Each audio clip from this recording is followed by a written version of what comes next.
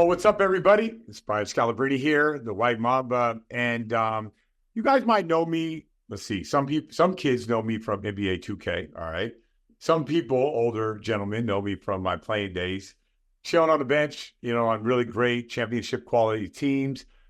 Some know me as a Boston Celtic broadcaster. Some hardcore hoop heads know me from the Big Three. You'd be surprised, the different ways that I get recognized. And even a college basketball player. And at one time, I did play some high school basketball, just like, most of the guys that end up making it in their careers. But, I think I want to kind of introduce what's going on right here is get a partnership with 𝘼 and want to do a podcast about something that a lot of people don't know about me, which is something I'm super passionate about. And that is anything from grassroots to youth sports to even I consider sort of big time high school basketball, preparing kids now for college. You guys know it's like the landscape has really changed with NIL, with transfer portals, and there's a lot to kind of unpack. And I think I reached out to 𝘼 and they love the idea of starting something where we can talk about and having a forum and having a platform for other people, which, by the way, these other people, I love to find out, the challenges that parents have or other coaches have, and from big programs that are super established to small programs that are just coming up, from programs that dabble in the high level, AAU world to programs that just want to, bring kids from that second grade on to eighth grade so they can go on to, have a great, platform to showcase what they can do so they can ultimately earn a scholarship and prepare themselves for maybe life after all that. So that's a big passion of mine. I spent a lot of time working with kids over the last 6 years, and it started with my 10-year-old daughter. I eventually you realize, you need an AAU program. You need your kid wants more than just like the local basketball. And I looked around and saw some amazing people, and I watched the way that they did it. And when I watched that, I was like, you know what? I really love this environment. And how can I enhance that environment from what I know? And I'm going to be honest with you guys. Like, I might know a lot about basketball. People see me on the broadcast. I get to see probably 100 NBA games live. I'm analyzing 100 NBA games live. I have conversations with high-level NBA coaches, from the skill development guys to the head coaches to the assistant coaches and everything they have to do. And it's all like a big, giant database. And, I may know a lot about the NBA. I follow the NBA pretty closely from watching all these games and studying it. But, like that transition from grassroots or, helping a kid take that next step, sometimes those steps are lost on me. I would tell people all the time, like, I don't know everything, but what I do know is if I can get myself around some really successful people in this world, if I can, have conversations with some parents who have, brought kids up and some of the challenges that they have, I will be able to identify, the stuff that I think is really important and the stuff that I find that I could just kind of pass on. So, 6 years ago when my daughter was 10, I saw a program, I loved it. And, I kind of started working with some of those kids. And over the course of 6 years, I really felt like I have a good feeling of what it takes for, a young kid to take that next step. Or really, I think what every parent, every coach, and really every college wants is every kid has a ceiling. And I tell my kids this all the time. There's no world in which I was going to grow up and be an NBA starter or be an NBA all-star. But there is a world in which, like, I can carve out an 11-year NBA career. And that's, having some good self-awareness of who I was, focusing on the things that I need to work on so I can kind of grow and become, what I need. Like, that was, like a guy that I never really expected to make the NBA. I had some, I would call, a lot of people call them like pitfalls along the way. I call them hurdles, cut from the eighth grade town team and not playing a lot as a freshman, but a lot of things, throughout the years, I can kind of decipher the information that's good and the information that maybe is a little bit misleading, right? So came up with a pretty good idea to start a podcast about this. reached out to the best people I know over at Made Hoops, and obviously they have a big outreach, and I think that there's an opportunity here for people to tune in and say, like, okay, what is some of the challenges that a person who went through this and made it went through?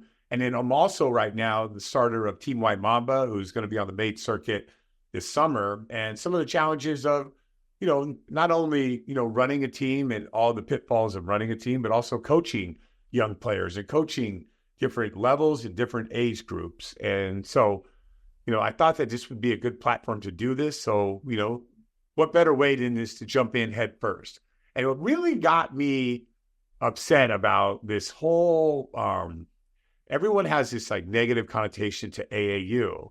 And recently Adam Silvers came out and said, well, the European development system has done it better than what we do. And the last time I checked, if I look at some of the players in the league, I get the Jokic, the Giannis, I get Embiid, I get Luka Doncic. I understand the greatness of those guys, but I think it's a little disrespectful not to bring up a lot of the highly skilled players coming out of the U.S. and what they're doing and what they've done over the last couple of years. If it was all based off of skill, then the NBA would be littered with 6'3" European guards. So I just kind of feel like AAU is getting a bad rap right now, and and I get it. There are some things that aren't good about it, but there's a lot of great, amazing things that are happening, including giving people opportunities to develop. And let's be honest here, like the skill level of the NBA has went up 100-fold in the last 20 years. So how are these kids going to get those opportunities to play, to develop, to get better if they don't have like a really organized structural way to do it? And I think that what's lost a lot of times with these great AAU programs is, a lot of times they're giving kids opportunities that they might not have. And so I kind of like sparked something in me. And I don't think Adam's wrong in the sense, European programs with, these structured teams where it's not attached to a high school program, these structured teams that are, you're a 14-year-old kid playing against 18-year-old grown men, or sometimes I played in Treviso during the lockout in Italy, and once a week, like the junior team would come and practice with us. So like I'm like 31 years old, and I had 10 years of NBA experience, and for that one day, those junior players would come in and work with us. So like what an amazing opportunity that is. And I think there are some things like that it's just the landscape of the U.S. We just don't have that opportunity. And I think the European system, sometimes they do a lot of things right, but I don't know, to discredit what the AAU system does, it just got me not mad. And I'm not sitting here, ranting about the NBA and how they're wrong about the European game and the AAU game is right. But to me, it's about, we have to do a better job of giving credit, but we also have to have like conversations about ways to make it better. And hopefully over the course of this pod, I'll come across great guests, great coaches, former players that went through all this and things that they liked, they didn't like. And I know a lot of great basketball players now who are giving back to their communities with their own AAU programs and taking what they have, their knowledge and experience, and moving it towards the future youth and the generations to come. So when I grew up in Seattle, it started with Doug Christie. I don't know if you guys know who Doug Christie is, but Doug passed that on to Michael Dickerson, who passed it on to Jason Terry, who passed it on to Jamal Crawford, who has been, kind of owning that space in Seattle right now, where if you want to go play in a good pro-am, you want to develop, you want to be in Jamal Crawford's workouts and everything. And Jamal will work with Brandon Roy, who is now coaching in the area, and he's developed countless NBA players as well. And there's many guys that have done that, and many places that have done that. And I think we have to sort of at least give credit to some of those guys that have done that. And we also have to explore ways to make this thing better. So that's where the idea came from. I hope you guys love the show. We're going to get into some stories. There's going to be a lot of fun involved because that's just the way that I am. I get it that it's basketball, and I get it it's serious, and youth sports can be completely serious. But, there's a lot of fun that we can have with guests and some of the challenges and some of the crazy stories. I'll give you some of my own. And also, we want to hear from you guys, whether it's, questions that we put out there on Twitter, ideas that you guys have, struggles that you're going through. We're going to try to do the best job we can of, getting as many as we can into the show, but also remembering that, we have a finite amount of time, and hopefully over the course of, the pod, you guys would, feel like became a better coach, a better manager, a better parent. And those are the kind of the people that we're really focused on. So hope you guys enjoy the Scal Show, and here we go.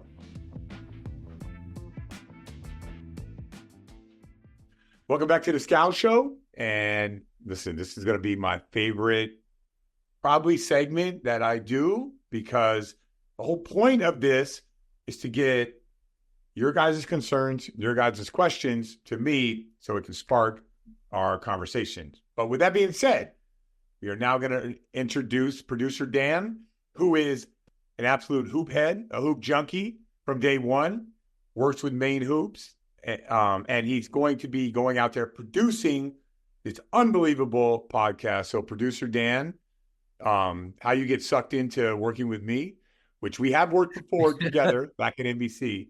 And I swear no one at Made wants to work with me, so they threw you on the assignment. So I want to thank you for doing this. Don't tell me if you don't like the show, if you don't working with me, just keep it to yourself. All right. Right. No, so the way that I was led here was I heard you on Zach Lowe's podcast, and you were talking about trying to get somebody on your team to play in the dunker spot because it helps the rest of your offense run. And I was like, this guy is Grassroots. Like, this isn't just a former NBA dude. This isn't just a TV analyst guy. Like, this guy is in it with Grassroots. So I was like, sign me up. Yeah, I can't get anybody in the dunk. I can't. Nobody is cool with it.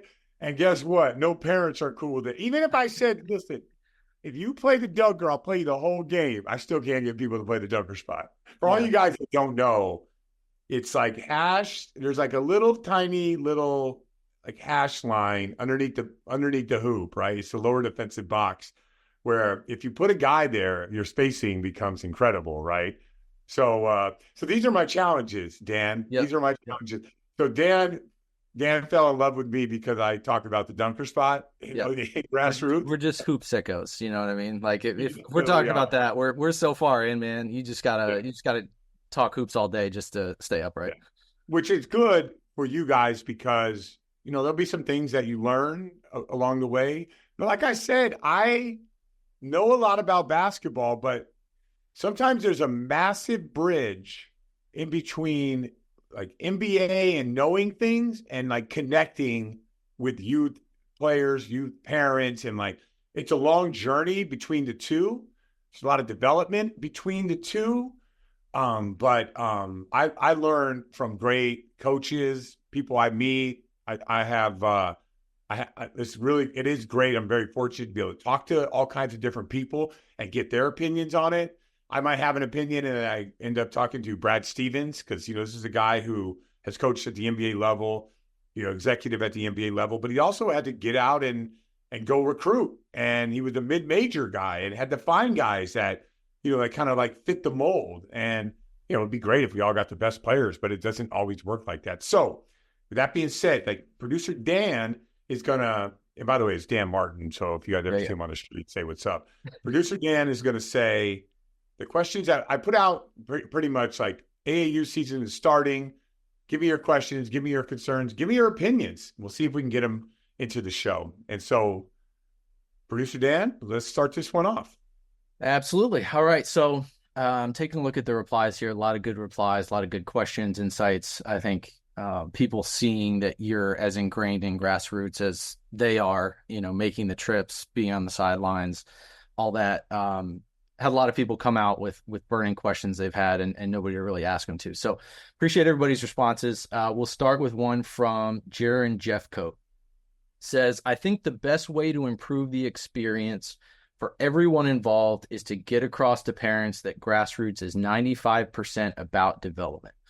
Most coaches would choose concepts to win right now, but in the long run, if the kids are getting better, it's worth it. Improvement becomes the last thing on their minds. Sure. What's your Sure. take? Yeah. So there's two avenues of that, right? Like, there's a lot of players out there that has, like, you can go watch on Instagram, guys go on one-on-one all the time and they have a crazy bag and they can get into their shot, they can shoot a step back.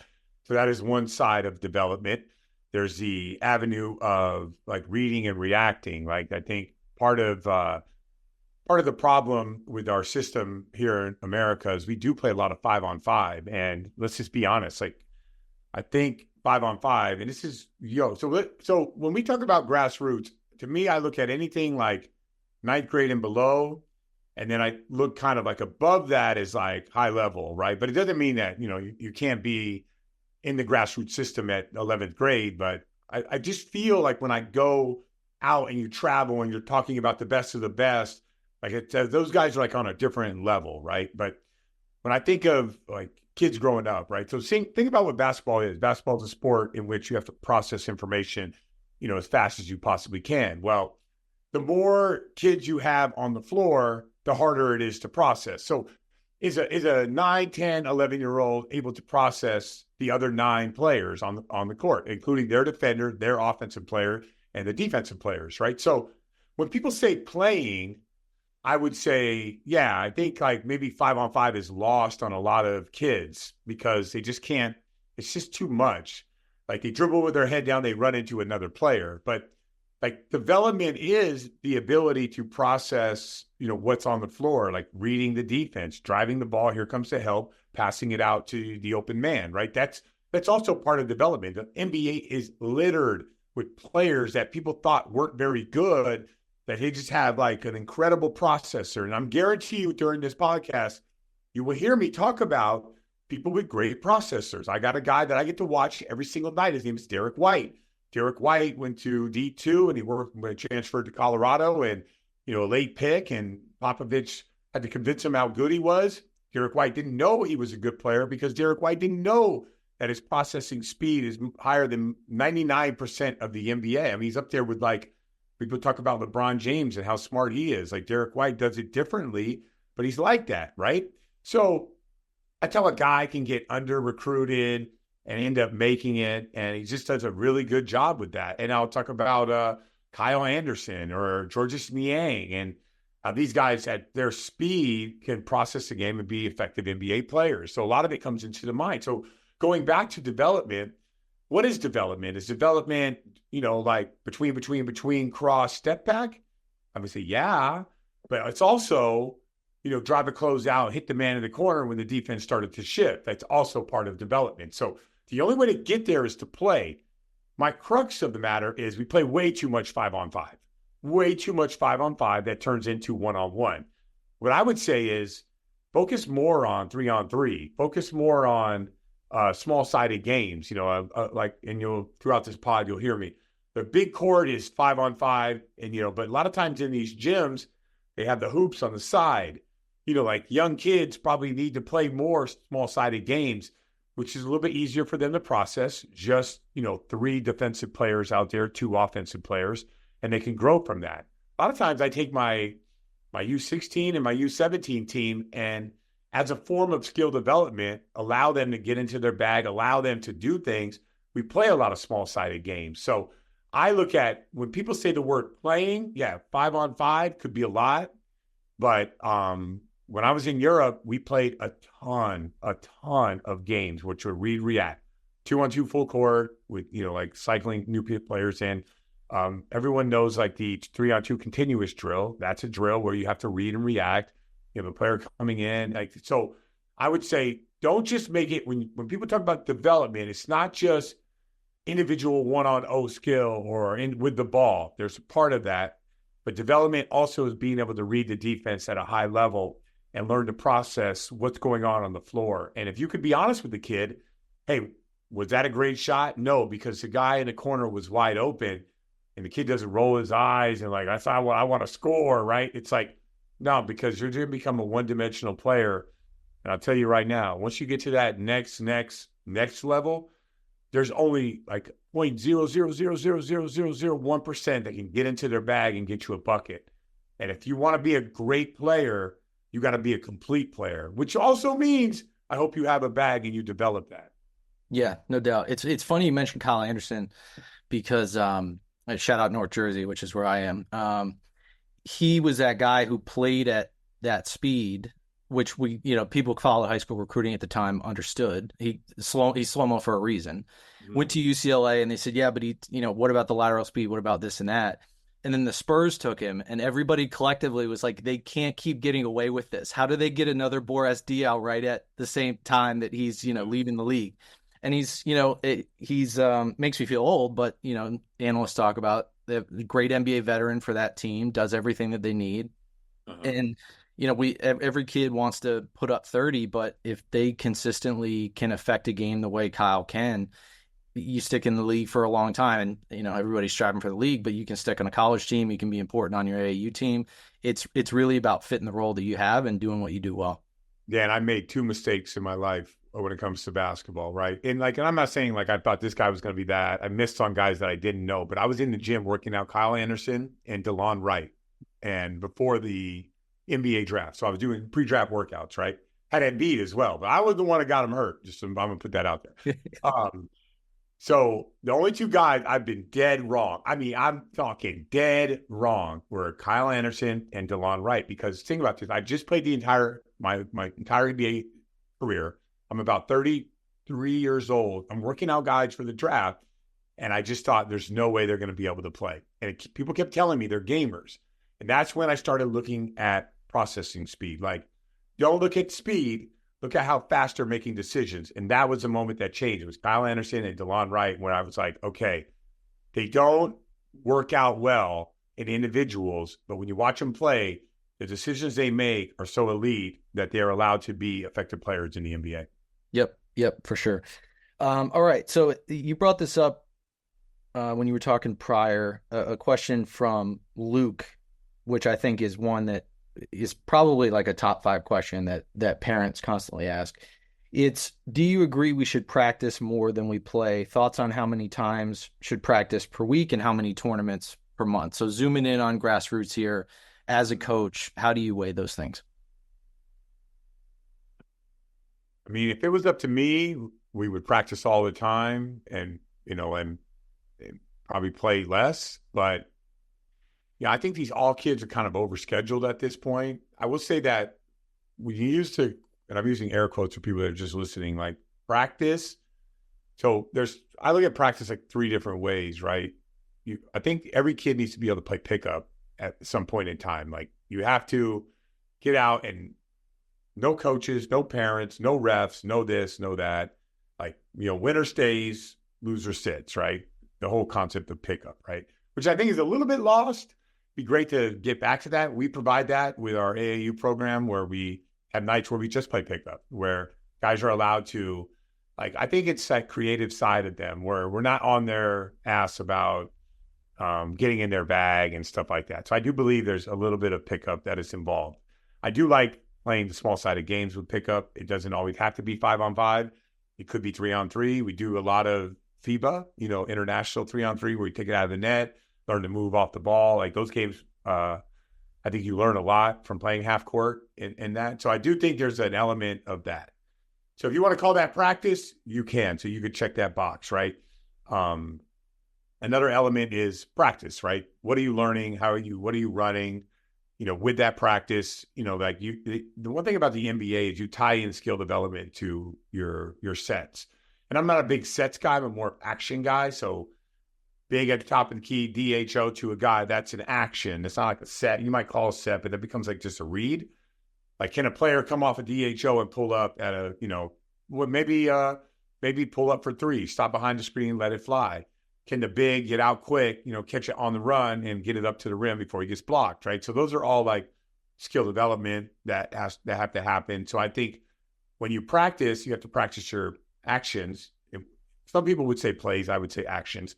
And you have to work on the skill during that. Like, coaches, you guys can have all the greatest plays in the world, but if the players aren't used to taking shots off of those plays, you're not going to get any better and the players aren't going to improve. And that is from college to the NBA to the overseas to G League to wherever you want to play. You got to learn how to develop an offensive game out of your actions or sets. And if you don't have that, you won't make it. There is no more standing around going one-on-one. It just doesn't work like that. So you do it off of action. So yeah, if your practices have that and they're working on their skills off of their actions, good.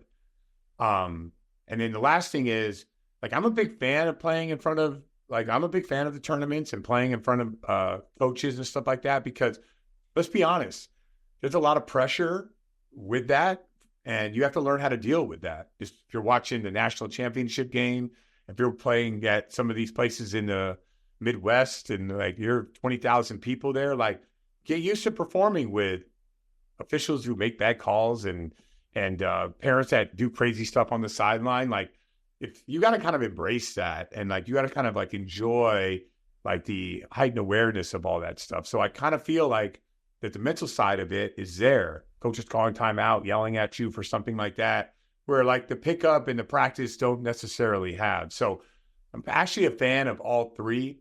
And if we're talking about like really developing into a great player, you have to play a lot of basketball. So I know it's like, I would just ask the question to a lot of people out there. Okay, if you're not playing basketball, what are you doing that day? Are you working on your body? Are you working on your game? Are you doing different things that make you better? Like that make you what I consider, quote unquote, a pro.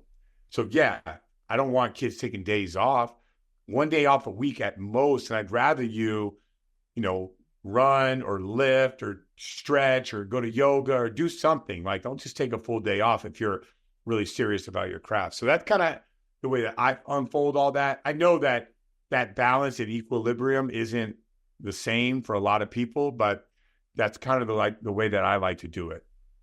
Yeah, no doubt. It's sometimes it's not either or, it's just everything in its own ratio compared to everything else, and you find the right mix for yourself, for your team. And as long as you're staying active and working on yourself in some way, shape, or form, you end up in a pretty good spot. Yeah. So, all right, we had a bunch of very specific skill-based questions because, of course, right, they want to tap into coach's knowledge here. So we'll finish off with this one. This was from Andrew. How much emphasis are we placing on being able to score with both hands? How much should we place on that? So first, let's talk about so physically the ability to do that, right, puts you in a position where you can make the read at the rim. So if you go only with your right hand your whole life or your left hand your whole life, then there might be a chance when you get to a certain level and you go to elevate and you don't have like both hands at that point, you could get, you could be capped, right? But so I would, to answer this question, I think at a young age, it's really important to use both hands because I think it develops the brain differently, right? Like if you only use one, you'll be lopsided on one side, you'll jump off one leg, you'll shoot with one hand. But if you learn to do both, then you're going to get into a place where I think you need to go, which if you watch all the highly skilled players at the basket, they can go off 2 feet, finish with both hands. They can go off, like we call it same side foot, right? You jump off your right leg, but you finish with your right hand versus crossing. And I think the new wave of basketball, Allen Iverson like never took a left-handed layup, right? And like a lot of guys don't. A lot of guys when they get to that final place, they kind of eliminate that. But I just don't think the NBA is like that anymore. And I don't know if high-level college is like that either. There was a play on the national championship game where a guy had a left-hand layup and he had to switch to the right and he got blocked. Like that layup, I think UConn went the other way and I think they hit a 3 from it. So player X chooses not to use his left hand. That's a 5-point swing. And I think coaches know that. So I would say really you got to be able to do both. And I also wouldn't say right hand on the right side, left hand on the left side. You might go left hand on right side, right hand on left side. Like there's nothing, you should be able to do all the finishes at all the times and jump off all the legs. And, there's a player I like from Mount Verde. His name is McNeely. McNeely has an incredible gather package and finishing package. And it's like, if he didn't have that, I think he's going to be a lottery pick because of that. I think he can elevate and he can move his body through space. And I think he can finish with both and he can punch on you. Right. But if I watch a comparison to McNeely, a lot of people call him Corey Kispert, right, from Gonzaga, who's now in Washington. Like Gonzaga, Kispert's he's really like a left foot, right hand finisher, right? He doesn't do a lot of the other stuff, which he's very limited in the NBA because of it. I thought he's in the same category as like a Doug McDermott. Like if those guys had more stuff, quote unquote, air quotes, stuff to their game at the rim, I think that they'll be a lot better. And you're going to probably hear this throughout this podcast every time we do this. In basketball, it's not 1 + 1 = 2. Like if you 1 + 1 right hand finisher and you add a left hand finisher, you become 10 times the player you just were. So it's not 1 + 1 = I'm 2. No, it's 10. Then you add a floater, you're 10 times better than you were. Now you add a euro or like a low gather, high gather, helicopter. You start adding all those things until you get to the pinnacle, which is there's small improvements at the top. But at a very young age, grassroots style, like you become really good by adding small things to your game, right? So I would, all coaches out there, put an emphasis on, absolutely both hands. And I think it will help players develop both eyes and help players develop both sides of their brain. Yeah, no doubt. Funny for the fact that it took him from already a Hall of Famer to the GO conversation, but Miami LeBron adds it back to the basket game, and that totally changes the way he's able to play. And it's helped him get to the point where he is now because defenses are always on their heels. There could be any number of things he could do in any situation, and if that guy still has room to improve, then I think everybody else can work on different ways to expand their game too. All right. You want to end with a great story? I always promise good stories. All right. All right. This is for all you parents out there that have kids that maybe they struggle in a game or something like that, right? And a lot of times I always tell the parents, right? Parents and fans of the NBA, sometimes you got to look at the opponent, right? So I didn't know this. I'm 23 years old and I'm coming out of USC and we're in LA. We're working out with all these pre-draft guys, right? And, like my mom is up in Seattle and she calls to check in. Like parents want to check in, see how their kid's doing, how's pre-draft going, all that stuff, right? So, like, I'm getting absolutely roasted by this one guy. Like there's nothing I could do to stop him, right? And I was actually a big name because I stayed in school I actually went to school for 5 years. So, like, people saw me in the Elite Eight and they know me. I'm like name recognition, All-American, stuff like that, right?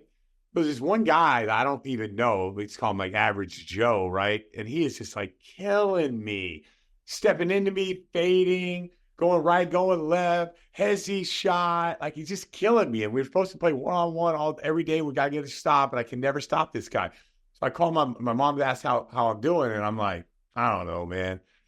This Average Joe is just like whooping my ass every day. And I don't think I'm going to make the NBA because I've never even heard of this guy. I think his name is like Joe Johnson or something like that, right? And I'm like, I think he's from Arkansas or something like that. But mom, like these guys are different. I'm a pretty big deal in the Pac-10 at the time. Like this dude from Arkansas who was only like 18 years old is whooping my ass, right? So I'm like, I don't know. It's all right. You know what? I'm gonna get my Italian citizenship and I'm gonna end up going overseas. It'll be great, because when I get these no-name dudes busting my, it makes me think there's no way I'm making it to the draft. So I get, a week later, this is going on for a week, right? And I asked my agent, who is Bob Myers at the time, right? I asked him, Bob, who the hell is this Joe Johnson guy? He's like, Joe might be a top 7 pick in the draft. I'm like, you really? I've never even heard of the guy. He's like, yeah, he averaged like 12 points a game in college, but he's going to be a top player in the draft. So I called my mom and I told her, you know what? I changed my mind. We'll hold off on the Italian citizenship for now. The guy who's been whooping my ass is probably going to be a top 10 pick. And he was a top 10 pick. And ISO Joe, Joe Johnson, the rest is history. So funny thing about that, it all came full circle. So I played the Big Three, right? And the guy who does all the jerseys for the Big Three, he asked me, he says, hey, you want a jersey for your son, right? And Joe Johnson plays in the Big Three, right? And I'm like, yeah, for sure. Let's put 𝑊.Mamba, so white mamba, 𝑊.Mamba on the back of it. I'm going to go, yeah, let me just find out what size my son wants. So I come home. And remember, my NBA career started with Joe Johnson whooping my ass, right? So now it finishes up with, I asked my son, who I think at the time is maybe like 5, maybe 4. I said, well, check this out, man. I'm gonna get you a jersey of your dad, and it says, W Mamba on the back of it. And my son goes, can I get ISO Joe instead? And so my son wears the ISO Joe jersey, and he's probably worn it like about 1,000 times. It's ready to disintegrate, and he's had it for the last 6 years. 2 passport photos of the ISO Joe jersey, and but it all comes full circle. So parents, even if your kid is getting busted, watch out. That player could be like a top 10 player that could end up making it to the draft. It doesn't mean your kid is not that good. All right. Wise words, wise words. And I'd say you're vindicated at this point. It took another 15 years or so, but you're solidly vindicated. You're good. They're stamping me. Producer Dan is stamping the White Mamba. I appreciate it. It's a hell of a first story too. Hell of a first story. Good one. I have a lot of good stories, throughout the years. I've had some crazy teammates like Kevin Garnett, Paul Pierce, so it's been good. I've had a good journey, and but what people, I hope they really truly understand is NBA. I love basketball. I don't know who plays in the baseball teams. Sometimes I don't even know the quarterback of the football teams, but love hoops. And I do have a real good passion for sort of the grassroots hoops, college hoops, and obviously the NBA. So hopefully you guys enjoyed the podcast, and hopefully we'll get you guys another episode, throughout the summer, and you guys enjoy it. So thanks for joining us. For producer Dan, I'm Brian Scalabrine. Thanks for joining the Scal Show.